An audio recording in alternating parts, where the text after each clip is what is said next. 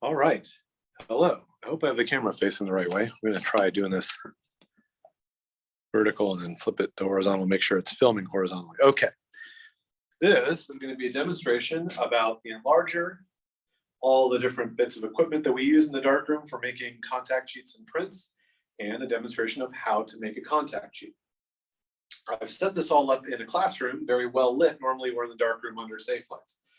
But so we can see everything a little bit better. I think this is a great way to introduce the enlarger and all this stuff. So let's talk about this enlarger. What is this? This is essentially a projector. It's got a light bulb up in here that shines light down, eventually through a negative that would be in your negative carrier, and down to the space-board where your paper would be. So it's projecting an image downward for your paper to catch. The enlarger has, let's start from top to bottom. The enlarger has this little door right here. This opens so that we can put in a filter. These are multi-grade filters. They can change the contrast that your paper produces. They're in a numerical system from 00 up to 5 in half increments. So it's like 00, then 0, and then half, then 1, then 1.5, and so forth, all the way up to 5. So 2.5 is about in the middle of the scale, and that's where we usually start. You always want to have a filter in the enlarger, so in case you want to change the filter later, you don't have to start over. So we're going to put that filter in this little area and make sure we close down. You don't want to have this open and have the light on, because that light's going to scatter in the darkroom. So we'll close that back down.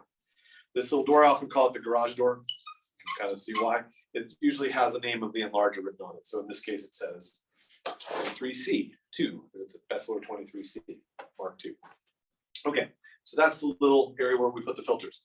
Below that is this bellows, and this little section right here, which I call the jaws. There's a little handle on the left side of the enlarger that you pull forward to open the jaws, and you can take out your negative carrier. This negative carrier, we'll see in a separate demonstration, is where you would put your negative. It opens like this. You'd slide your film into this, close this back down. This has a downside. You can see it has a little ring, and that ring kind of fits into where the jaws opens. There's a little hole. There's a little circular opening that ring kind of sits down into. So this is your negative carrier. We're not going to put a negative in just now, but I still want the negative carrier in the enlarger. Gives me a nice rectangle of light. Also on the enlarger, there is a crank on the side, on the right side only, that cranks the enlarger up and down, and this will change how big your projection of light is. So when you want to enlarge your picture more, you crank it up. When you want to shrink your picture down, you crank this down. For doing a contact sheet, I want to have a rectangle of light.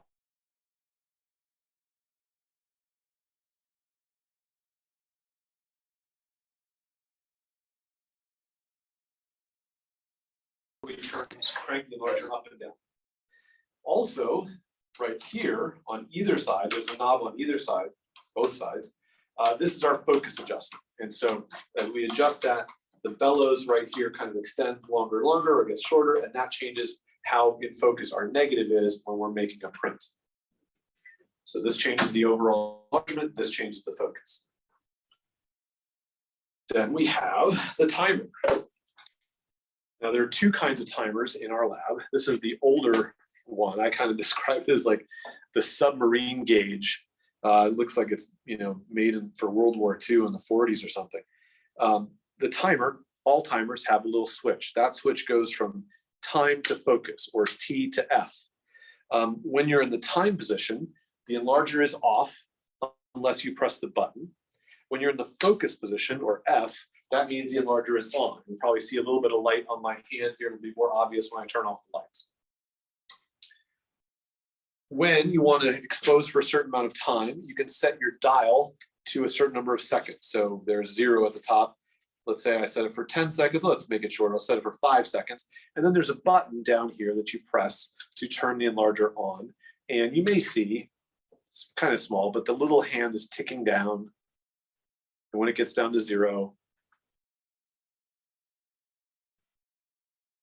oh, it didn't tick down. I'm sorry.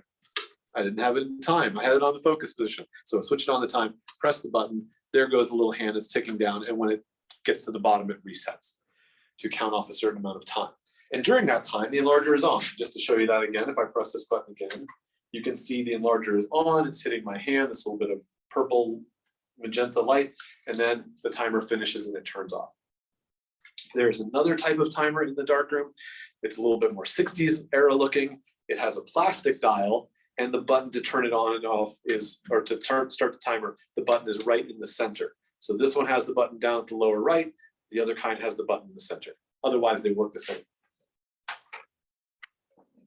What else do we have? This is an easel. We'll use this when we make prints, when we make actual like enlargements of one single image. This is basically just a little frame that's on a hinge that will hold your paper down flat without glass.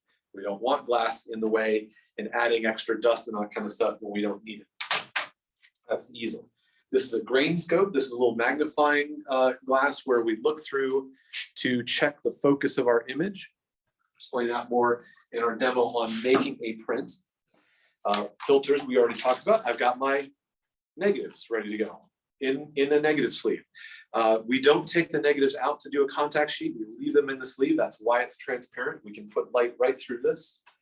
I also have a piece of glass. This is for holding down those negatives nice and tight against the paper. And I have a black card. A light blocker basically is what this is. It's just an opaque piece of cardboard that's black. Black being unreflective, that's helpful. And I've got my photo paper. Okay, now normally we wouldn't open photo paper in a classroom like this, but I've just got a few sheets to use for a demonstration. The first thing I'm going to want to do though is get the lights off or down. Normally we would be in the dark room, you'd be under the orange safe lights. But today what I'm going to do is just going to turn down the brightness of the classroom lights pretty low so that we can see what's happening here. We're going to kind of fake it. So give me a second to turn these lights down.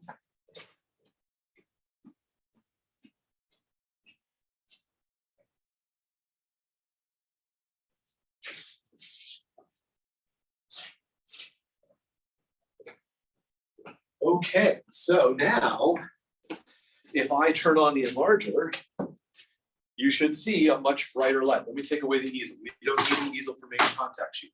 And what I have here, I'm going to bring the camera in a little bit closer so that you all can see this. What I have is a rectangle of light. It's kind of a fuzzy rectangle because it's not fully in focus, but that's not even that crucial for what we're going to do. But this rectangle of light, that's not big enough.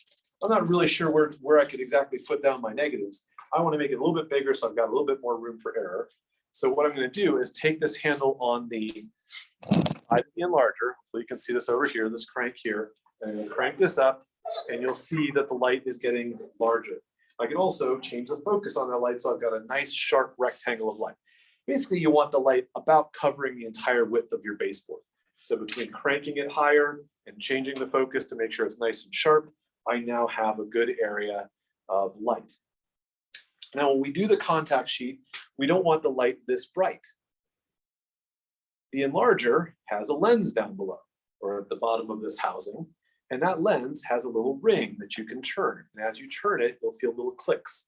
You turn it one way, the light gets much brighter. You turn it the other way, and click by click, the light gets dimmer and dimmer and dimmer. When we make our contact sheets, you want the light to be at the dimmest or maybe next to dimmest setting. You don't want it to be fully bright like this, but so the video can see it, I'm going to leave this a little bit brighter than I normally would. But let's just imagine this is down at nearly the darkest setting. So I've got my area. What I now might want to do is set my glass so that I know where this area is, because now I have to turn the light off, I won't see it. So I put my glass where I know the light is. Just switched off this switch on the enlarger to turn the light back to the timer, the timer back to the time position. I'm going to set 5 seconds on my timer right there. We're going to test and see in 5-second increments which is the best time for our contact sheet. Because we don't know, we got to check it out. We got to test. So how do we do this? Okay, I'm going to take my negatives and I'm going to take a piece of photo paper. Again, normally I don't open this in a non-safe light darkroom environment. This is just demonstration. So we're going to pretend that we're in the darkroom and lights are dim and orange. I'm going to take my piece of photo paper and I need to make sure I know which side is up. You see how that side is a little bit shinier and this side is not so shiny. So this is the emulsion side. Also, if you're not sure, usually the paper curls more toward the emulsion side. You want the emulsion side facing up. That's the light sensitive side. We want that facing up. So we're going to put, forgot, I was going to cut this into strips and show you strips. We got to do a test strip first. Here, pause that. I'll be right back.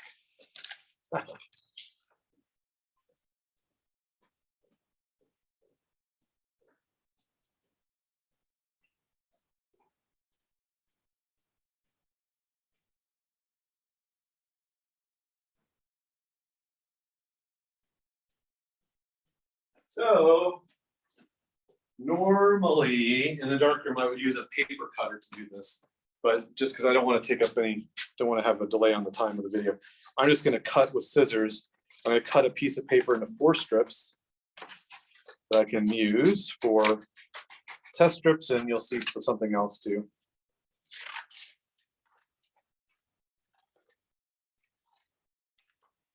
And these strips are about maybe 1.5 inches, 2 inches wide. And then, of course, you'd be doing this in the darkroom, and you want to take your strips and put them back in your black plastic bag with your paper in there.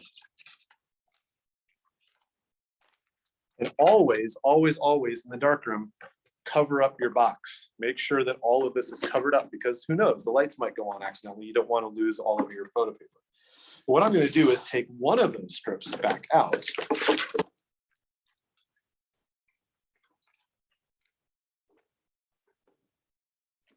This is my test strip. You notice that I cut lengthwise. I want a long test strip. And what I'm going to do is I'm going to place this test strip so that it goes behind my negative pages, right where the divider is between 2 strips. There's one strip, there's another strip, and between, we'll call this the sprocket hole area.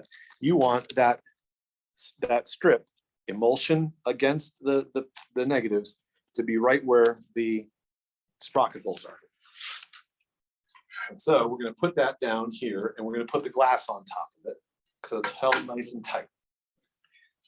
Now I'm going to take my black card and I'm going to cover up, and here's where I move this in even closer so you can really see what I'm up to. I'm going to cover up all but just a little bit. That's the only part of the negatives and my paper that can be seen right now, and therefore can be exposed to light. And I'll take the timer, remember the button where we start the timer. I'm going to press the button on the timer, and you see the light come on, and it's exposing that area. That area is being exposed for 5 seconds. Now I'm going to pull this back a little bit more, maybe about 1 inch. Hit the button again. So that first area got 5 seconds. Now it's got 10 seconds. And the next little area only has 5 seconds. Then we pull it across again and expose again. So what we're going to find out is, in increments of 5 seconds, what is the best time to expose my entire contact sheet. Pull it back a little bit more, hit the button again. My advice, pull the card back about 1 inch every time. If you only pull it back like 1/4 of an inch because you're trying to get so many increments on there, most of your test strip is just going to be black. And what you want to do is have it go from a little bit too light, a little bit too dark, and be able to see the differences between these things. Now, when you get to the end here, and I've got just a little bit more of my negative strip under here, now I'm just going to pull the card away completely and hit this one last time. So now this last little bit that's just getting exposed for the first time, that has 5 seconds, and then 10, 15, 20, 25, so on. Okay, so now it's time to develop this. And let's just imagine that I ran off to the darkroom and I developed it, and it took about 10 minutes, and I finally got my test strip out. And when I come back out to the light, hey, here's my test strip. Okay, I'm going to turn on the overhead light so we can see this really well.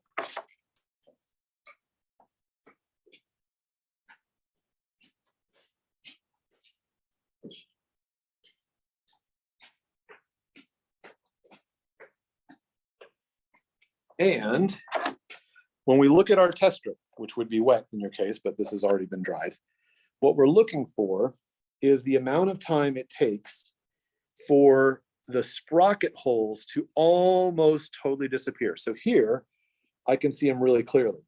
And I don't know how well this translates in the video, but here I can still see them pretty well. Here they're getting kind of dark. And then this one is where they start to just about totally disappear. So that's 4 increments. That's 5 seconds, 10 seconds, 15, 20. So 20 seconds is how long I'm going to expose the whole contact sheet. So I'm going to turn the lights off. I demonstrate a little bit before I get, so I'm going to take my negatives. There's going to be a full sheet of paper underneath 5 of these strips. It's not quite big enough to get all 6, but we'll do 5 on one sheet and then 1 strip for the 6th one. I'm also going to take my timer and set my timer for 20 seconds. Now, you could also just press this 4 times, same thing. We're going to do 20 seconds. We go turn off the lights again, and I'll pull out a full sheet and show you what we're doing.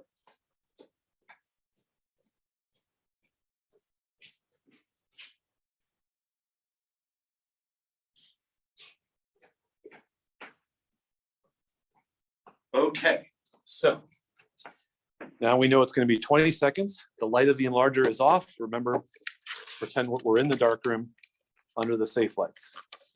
So I'm going to take a full sheet of paper, 8 by 10 paper. Make sure that I know which side is up. Good little tip. All the paper in your box is facing the same way. So once you establish that the emulsion side is up when you reach into your bag, all of the other ones are also going to be facing up. Now I'm going to take this new full sheet of paper and put it under my negatives so that 5 of the strips are going to be covered by this piece of paper. It's not big enough to do all 6. Don't try to do this kind of a thing where you get like almost all of that strip and almost all of that strip, and that's good enough. You might decide something completely different about those images if you could see the whole thing. So don't do that. I'm going to do 5 strips on this, and then I'll pull out a second little strip like so and do the last one. Okay, so put the 5 down here. Let's put the glass on top of it. I'm going to hit the timer on the enlarger. And now that whole sheet is being exposed for 20 seconds. You may notice, even just looking at my negatives, I got some clear ones. I've got some really dense dark ones, and then some in between. So I've got some overexposure, some underexposure. A good contact sheet will then tell you which ones are overexposed and underexposed. That's why you want to judge by those sprocket holes, not the images themselves. Okay, so I'm going to put this away for a moment. Let's just imagine I'm putting it in the paper box or under the shelf. And now I'm going to take my other strip of paper, fresh, clean, unused test strip kind of strip, and I'll put it under that last strip of negatives.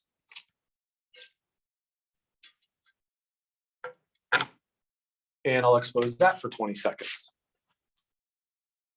You can try to do both of those at one time, like one full sheet and a strip, and kind of line it up and try to expose it all one time.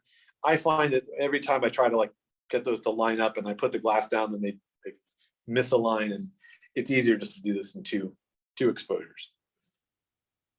Okay, so there's 20 seconds on the strip. So now I would take both of these and go develop in the darkroom. And let's just pretend I did.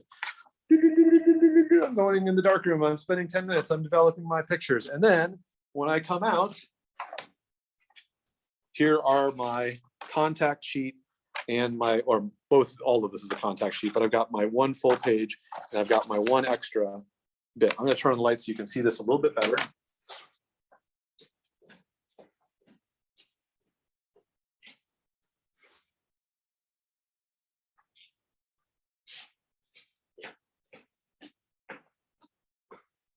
And see, a good contact sheet should show you which images are too light, which images are too dark. These, way too dark. I can't print anything from that. I don't think I could even print anything from this one. There's a few of these like this one, way too light. Impossible to print. That's way too dense. Can't get any light through. But then I've got some others that look like they're much more in a middle range and should print just great. And that's why you want to print according to how your sprocket holes look on the test strip, not simply judge by the image, because you might be judging by an overexposed image or an underexposed image. You would, of course, just like any printing, you would take this all the way through the chemistry in the darkroom, developer, stop, fixer, fixer remover, and then wash. And the wash is 10 minutes. After that, we're going to squeegee this off in the film developing room on the squeegee board and put it on our racks to dry. And then when they're dry, which might take an hour, might take longer depending on the humidity, then we're going to pick out our images to print and draw around these with our yellow grease pencil to select our images. Once we have, then we'll pull out certain images and make full enlarged prints with them. And that's what I'm going to cover in the next video. All right, that's it for this one. Thanks.